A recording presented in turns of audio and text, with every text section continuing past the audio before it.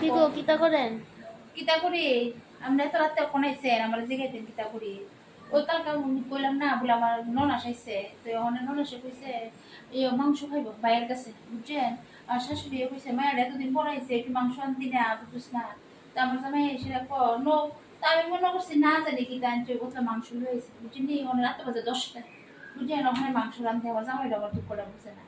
হ্যাঁ তো এই হয়েছে আমার কথা কি তো আমার কথাটি কেটা বুঝবো বলে জামাই এই কথা বুঝে না শাশুড়ি কিতা বুঝবো তো এবার শাশুড়ি অন্য সময় ভালোই থাকে ওই জালটা ননস ডাইলে মাথাটা বেশি শেষ করে এলা বুঝলি তো ওখানে রান্তাছি তো একবার কইছিলাম বলে আমার জালের রান্না কোন না তাহলে বলে গরম লাগে বুঝছেন তাহলে গরম লাগে আমার আর গরম লাগে না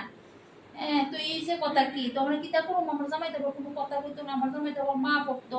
বোন বকতো বুঝলি তো এইটাই কি মানে আবার রাতে বেলা রান্ধতে লাগতেছে রাতে বেলা 10টা ওনার মাংসটা রান্ধি না হলে বৌদি মাংস রান্ধা খাওয়াইছে না